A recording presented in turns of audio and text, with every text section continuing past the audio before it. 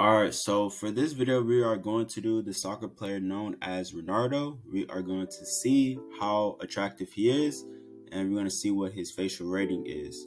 Now, before I start, I want to go over these four celebrities real quick so y'all can see what their ratings are, alright? So let's start off with the first one, and the first one is El Chapo's wife, Emma Cornell. Her overall rating is a 4.6 or 4.5, I mean. How rare is that? That is 1 in 2.16 people. The percentage of people is the bottom 46%. Alton Mason, he is a male model. His overall rating is a 6.8. How rare is that? That is 1 in 49.6 people. The percentage of people is the top 2%. Alright, the next one is Lala Baptiste. She is a YouTuber / influencer. Her overall rating is a 7.3. How rare is that? That is 1 in 355 people. The percentage of people is the top 0.3%. The next one is Janelle Monáe. She is an actress / singer. Her overall rating is a 5.6. How rare is that? That is 1 in 3 people. The percentage of people is the top 33%. Alright, so Ronaldo's overall facial rating is a 7.3. How rare is that? That is 1 in 355 people. The percentage of people is the top 0.3%. His side facial score is a 70%. His front facial score is a 49%. His total facial harmony is a 75%. His facial dimorphism is a 6.5. His body fat factors is a 9.5. His miscellaneous features is a 9. The tier list is to the right side. Tier 1 is ideal. Tier 2 is near ideal. Tier 3 is normal. Tier 4 is a slight flaw. Tier 5 is a flaw. Tier 6 is a huge flaw. Tier 7 breaks harmony. His overall facial assessment breakdown. Let's start off with the best features. He has an adequate lip size for his face, perfect head shape, upturned eyebrows, lengthy ramus, low body fat with tight skin, lower set eyebrows. Worst features: eyes are not upturned enough, lower set cheekbones, low set higher bone, Cupid's bow isn't visible, overly flat jaw angle, tiny upper lip. Alright, so if y'all didn't know, I changed the rarity scores of these other celebrities so y'all can kind of see. I added some females that I've done before, and yeah, so y'all can take a look at this real quick. His facial dimorphism is worth 20% of his overall score. I'm going to talk about the ones that he got to check on, so let's see what he has to check on right now. His eye aspect ratio, I gave him a check on that. Eyebrow settiness, dominant lower third, brow ridge inclination, nasal projection, nasal frontal angle, ramus length. Body fat factors, he got a perfect score on that. Miscellaneous features, I took a little bit off of skin quality, but nothing too serious. Alright, so the first measurement is the eye separation ratio. His eyes are very spaced out perfectly apart, and this is going to be in between from his head width. So this is going to be how harmonized his eyes are, or his pupils are, in terms of distance, and this is going to be relative to the width of his face, so going from zygomatic to zygomatic, or cheekbone to cheekbone, and his is at 45.4%, so his eyes are perfectly spaced in between. His facial thirds is a tier 4, it's going to be a little bit off. The lower third is 38%, so although his lower third is dominant, it's a little bit too much, so it's going to be a little bit overwhelming. His canthal tilt is a tier 4 at 1.5, so it is upturned to some degree, but not upturned enough, so that's where the points are going to be taken off. His facial width to height, FWHR, is a 2, or a 2.01, but I would say a 2, and this is within the middle, so yeah, so this is going to be perfect. His jaw frontal angle, tier 5, is a little bit too flat at 108 degrees. 108 degrees means that his jaw from the front is going to look kind of like a box, or kind of have like that box angle look to it. Now he obviously does have a wide jaw, but this kind of contributes to it. His cheekbone high settiness, so his cheekbones are not high set at all. And I gave him a tier 5 for this at 65%. And if you have cheekbones that are this low, it makes the face look less youthful, I guess you could say, and less aesthetically pleasing from the front. His total facial height to width ratio is a tier 1 at 1.36. 1.36 indicates that he has a good head size for his own head, I guess you could say, or for a male face. And yeah, so his head is not too long or too short. His bigonial width, so how wide is his jaw? So it goes from the lateral points of the jaw, and obviously you can see that he does have very wide mastery muscles. So his added mastery muscles kind of adds on to the width of his jaw as well, and his is at 94%. And 94% is a little bit overly too wide for a person's face or for a male's face. And also it contributes to his jaw angle being a little bit too wide as well. So these kind of do add on to each other. His chin to filtrum ratio is a 2.3. So the filtrum is the one on top, the chin is the one on bottom, and the filtrum has a good relationship with the chin, so it's not too overpowering for the face. His neck width is a tier 2. He doesn't have a too skinny neck or anything like that, but his neck is not wide enough. So this is going to be a tier 2. Obviously, his jaw being very wide kind of adds on to it. So if your jaw is a little bit wider, your neck has to be that much more wider as well. So it kind of goes in between those two things as well. His mouth to nose width ratio is a tier 3.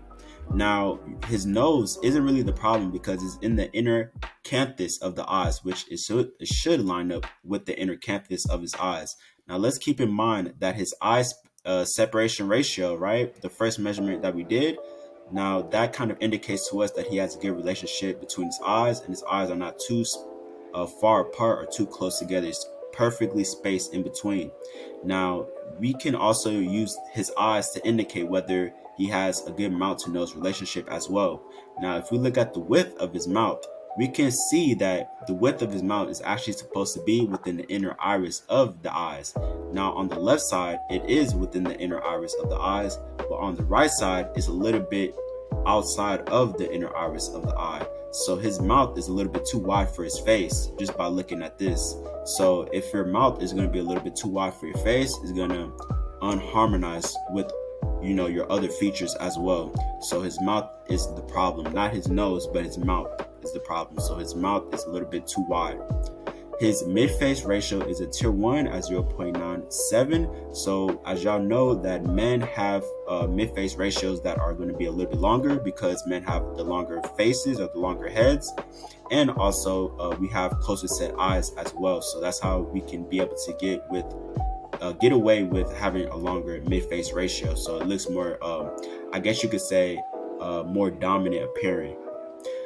His eyebrow settiness is a tier 1 at 0.58, and what that means is only 58% of his length of his eyes. So it goes from the length of the eyes relative to the length of the pupil all the way to the, or I can say the eye line all the way to the lower portion of the eyebrows. So the lower portion of the eyebrows all the way down to the eye line, and that's going to be divided by the length of the actual eye itself. And his is at 58% or 0.58, which means that he does have low set eyebrows. His eye spacing, all right, so this is the one eye test, so it needs to be one width eyes apart, and this was very, very close, and I gave him a tier 2 for this, but this is not a flaw by any means necessary, and this is going to be near to ideal. It's very, very close. His eye aspect ratio is a 3.2. He does have almond shaped eyes, as you can clearly see. It's a little bit more slightly on the narrower side, believe it or not. It might sometimes seem wide, but his eyes are actually still kind of on the more narrower side, or maybe in between, I guess you could say. His lower lip to upper lip ratio is a 2.5. Now, the problem is, like I said before, in the beginning of the video, he does have a tiny upper lip. Unfortunately, if you have a tiny upper lip, it's not going to harmonize well with your lower lip. So his lower lip is extremely full, but his upper lip is not. And on top of that, I also said that he does have no Cupid's bow. So let me show you guys what the Cupid's bow is.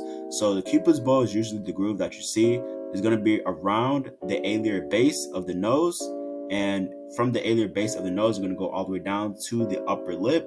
And as you can see, there's no groove, or there's no prominent groove or anything like that. So he does not have any visible Cupid's bow, which can make the face look more pleasing from the front.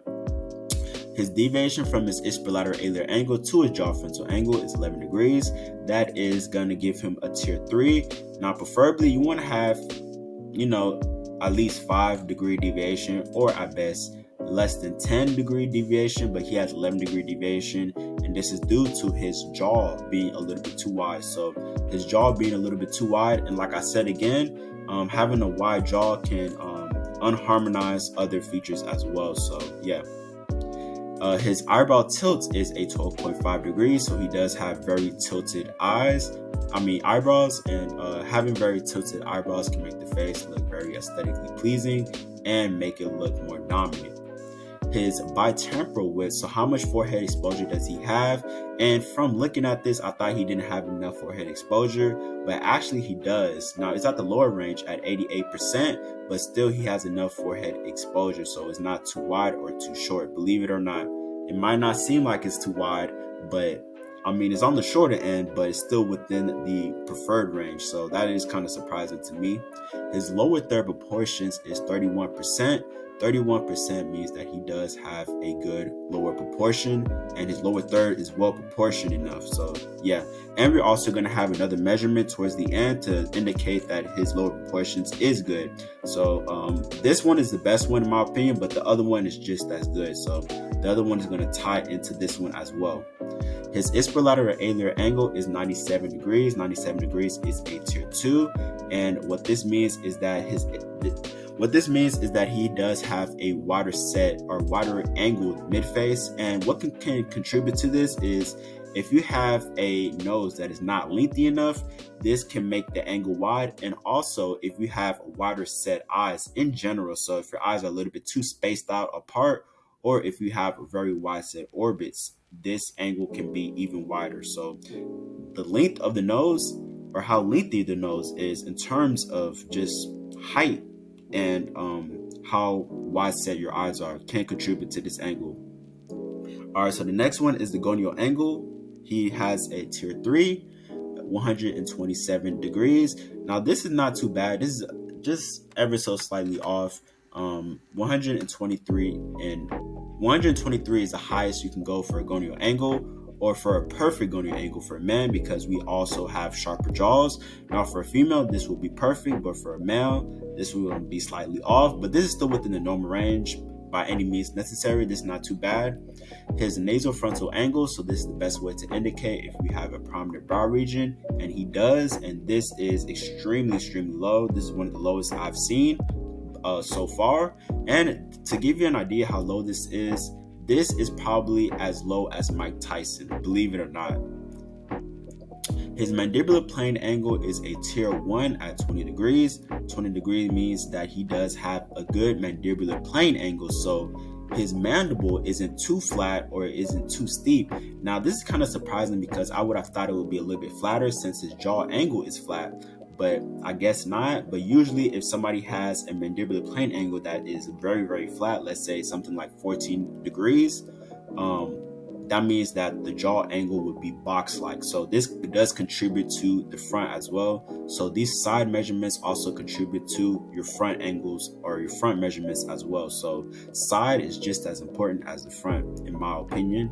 His ramus to mandible ratio is a tier 1 at 0.71. So what this indicates to me is that he does have a lengthy ramus, and this is not too long to where it's going to look overly long to where you can say that is unproportioned or unsized or it doesn't fit with the face. This fits perfectly fine.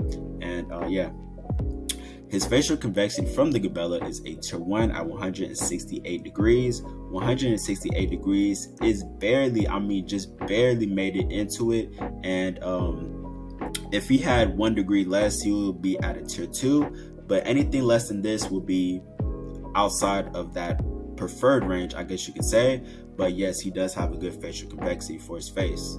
His submental cervical angle is 120 degrees. This one is going to take him outside, and this one is also going to be a flaw. So like I said again, he does have a very low hyoid bone, and the hyoid bone is within that neck region. Let me go up again. Is within that neck region, is on the top of the area of the neck, and the bone, what happens is the bone protrudes a little bit too far. So if you have that bone on the neck region that's protruding a little bit too far, is gonna unharmonize your face, and is going to make that angle a little bit too wide. And also it has to do with your neck posture as well. And I'm not saying that it can be fixable. It could be, maybe a bad sleep habit, maybe bad posture. I'm not saying that you can necessarily get it fixed, but it's something that you might have to look into. His nasofacial angle is a tier 1 at 31 degrees. That means that he does have a good relationship between his chin and his nose, and this does not take into account his facial convexity as well. It just only takes into account his nasal bridge and his chin. And another factor that plays into it as well, not just the chin, but also the mandible forward protrusion as well can add on to this, and also the nasolabial angle, which means how upturned the nose is. So those things do factor in as well, and also the nasal protrusion. So a whole bunch of things adds in to these different measurements as well. So that's why we call it facial harmony. His nasolabial angle, so how to determine how upturned his nose is, his is 95 degrees. 95 degrees barely makes it in, but he does have a very upturned nose. His orbital vector, so how deep set is his eyes, and as you can clearly see, he does have orbital bones that protrude way past his eyes. So this is going to be a tier 1. His eyes are very, very deep set, and this can also give you a hunter eye appearance from the front view. So when you look at him from the front, his eyes are going to appear very deep set, and it's going to give him that hunter eye appearance, I guess you could say. So the only thing I can say with his eyes is that he doesn't have upturned eyes. So if he did have upturned eyes, you could literally say that he does have the so-called hunter eye appearance. His total facial convexity is a tier 1 at 145 degrees. 145 degrees is perfectly fine, total convexity. And like I said again, his convexity from the glabella was perfect. And also, we're gonna talk about his nose as well, but from this, I can probably indicate that his nose projection and everything else with his nose is probably perfect as well, since his total facial convexity is perfect. So all of these things is like almost kind of like a chain reaction. They all just go together. His mental labial angle, so this is going to be the ending that you see in between the bottom lip and the chin, and it has to create a certain angle to harmonize with each other, right? So this is a way to see if your lower lip and your chin harmonize with each other. Now, I will say this, I do want to say this because I see this a lot. Some people don't really have chins, but they might have a prominent upper lip, and some people might not have a prominent upper lip, but they might have a prominent chin. Now, I will say this. Now, the mental labial angle wouldn't really expose if you have a prominent chin or not, or a prominent lip or not. Sometimes what will happen is your lip could overcompensate for one thing, or your chin can overcompensate for one thing. But if I look at the other measurements, like the lower lip to submental angle or submental plane angle, which is going to be one of the later measurements that I will talk about later, that one will completely expose a measurement like this. So there's other measurements that will kind of expose other measurements as well. So you want to have everything intact, because if you are deficient in one, it will affect other measurements as well. So his mental labial angle is perfectly fine, and this is ideal. This is within the distribution, so this is perfect.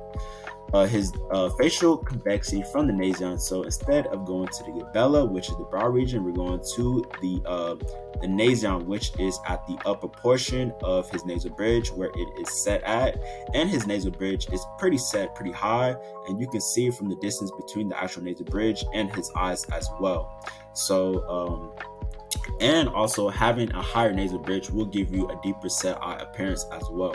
So his is at 161 degrees. 161 degrees is ever so slightly off. Believe it or not, it's crazy to say, It doesn't seem like it though, but it's a little bit too rounded. So yeah, so if his nasal bridge was just a little bit higher up, it would be perfect. But since his convexity from his glabella was already rounded and was already at the lower peak, this one has to be that much more higher to compensate for it. His nasal projection is a tier 1 at 0.55. 0.55 means that he barely gets through, and he does have a very well projected nose for his nasal bridge, even though his nasal bridge seems pretty long. And we're going to see that from the next measurement. His nasal width's a high projection. So this is a way to kind of indicate to see if you have a pretty long nasal bridge and how lengthy is your nose. So how tall is your nose as well. So, and like I said, again, this also can contribute to your front measurement. Like I said, with the ipsilateral alier angle, and his is at 0.89. So this is literally like one off. Like if his was 0.88, then it would be ideal, but his is 0.87. So this is literally just one off. So this is not even a flaw in my opinion, but this will still give him a tier 2, but he wouldn't lose all the points or anything like that. So let's go on with the lip measurements. So obviously, I'm gonna say it right now, his lip measurements is perfect and there's no flaws with any of his lip measurements. Like I said before, let's start off with the Ricketts E-line. So it goes from the nasal tip down to the chin, and preferably you want your lower lip to be closer to the line than your upper lip, which he does have. His H-line goes from the upper lip down to the chin, and your lower lip is actually supposed to touch that line, and he gets a tier 1 for that.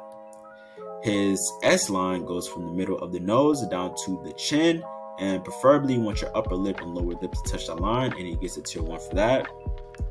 And the bursal line goes from the subnasal down to the chin, and preferably what you want is your upper lip to barely pass that line more than the lower lip. Now his lower lip doesn't really pass that line. His lower lip is in line with the line, but still this will be a tier 1 just for the simple fact that this measurement is supposed to indicate whether your upper lip is ahead of your lower lip, which for him it is. Now the nasal mental angle is a tier 1 at 130 degrees. 130 degrees indicates to me that he does have a good relationship between his nose and his chin, and it also takes into account his facial convexity, right? Now another thing that kind of helps with this angle, or with this with this angle, I guess you could say, is, like I said again, he does have a higher set nasal bridge, so that kind of makes that angle a little bit more flatter, which you do want. You don't want it to be on the more rounder side. And because his facial convexity is more on the rounder side, but he does have good nasal protrusion, so that kind of helps counterbalance that, with also a prominent chin that kind of helps balance that as well. So these things do take into effect. His gonium to mouth relationship, so his gonium bone is where the two vectors meet, and that is going to be the vector of the mandibular plane angle and also the vector of the ramus. And the gonium bone is set pretty low below the lip line, and this to see if you have an adequate sized jaw for your face, and he does have an adequate sized jaw for his face, and this is perfect. His recession relative to the Frankfurt plane angle, so I want y'all to pay attention to that blue line that y'all see right there, and if the blue line is below or behind the nasion, which is where the nasal bridge is, or that point of the nail of the beginning of the nose, if it's behind that, then that would mean that the person is recessed. Now his is actually in line with the glabella, which is the brow region, and he does not have any jaw recession at all, so this does help. Now the brow ridge inclination is 19 degrees. 19 degrees means that his brow ridge is has a good inclination, so it's not too inclined back or anything like that. If it's too inclined back, it can kind of give you like this caveman appearance or this Neanderthalic weird appearance, but his is perfectly fine. I actually thought his was going to be inclined a little bit back, a little bit too back, but his is perfectly normal. And so, and also on top of that, he also has brow bossing. So brow bossing is kind of like that bossing that you see at the end of the brow region, and that is also good to have. So his brow region is kind of reminding me of Tyson for some weird reason. I don't know what it is, but something about his brow region that kind of reminds me of Mike Tyson's. But this is perfectly fine. This is normal. His nasal tip. So this is going to be one of the last measurements that will account for his facial attractiveness. And his nasal tip is 136 degrees. 136 degrees is going to be a tier 4. His nasal tip is actually a little bit too rounded. Believe it or not, it might not seem like that, but it is. And yeah. His lower lip to segmental plane angle. So this is the measurement that I was talking about that exposes whether you have a chin that is not prominent enough or your lips that is not prominent enough. And it also takes into account to see if you have any fat underneath the jaw region or any loose skin underneath the jaw region as well. So the reason why I said it exposes it is because if this angle is a bit too wide or a bit too narrow, it will kind of indicate to me whether your chin or whether your lip is a problem. Now, obviously, his chin and his lip is perfectly normal because his is at 105 degrees, and 105 degrees is going to be within that ideal range. His inferior third of the face / lower third of the facial proportions, like I said again, this is another measurement, and I also said that this is going to be kind of similar to the lower third proportions, but this one is a little bit more rigorous in my opinion because it's a little bit harder to kind of get within the ratios, believe it or not. And his is perfectly fine at 0.46, and he does have a good proportion between his lower third. His Schussner S2 line, or I just call it the S2 line. And this is a way to indicate if you have a malocclusion 1 or a malocclusion 2. And the bursal line is the best way to indicate if you have a malocclusion 3. Now, like I said before, the bursal line, where I said his upper lip is ahead of his lower lip, which is perfect. And I gave him a tier 1 for that. So that indicates to me that he does not have a class 3 malocclusion. Now, with this one, since he has 66%, which means that his upper lip is a little bit too ahead of his lower lip, this will indicate that he does have a slight overbite.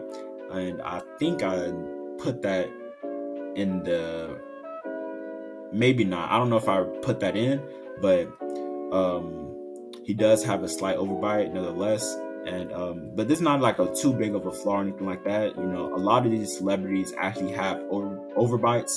And some of these celebrity has underbites as well, but majority, I would probably say maybe like 60% of these celebrities that I rate, or maybe up to 70. I'll say 60%. 60% of these celebrities that I do rate at times do have overbites. So overbites are completely normal, but preferably you do want to have a perfect bite. And a lot of these celebrities do have, I guess you can say, fake teeth and veneers and porcelain veneers or whatever they call it to fix. And sometimes with these porcelain veneers, you can actually fix your bite too.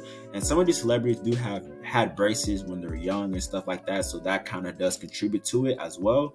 Like I did Nicki Minaj. Nicki Minaj had an underbite, but she did have braces when she was young, so that kind of was able to fix her bite as well.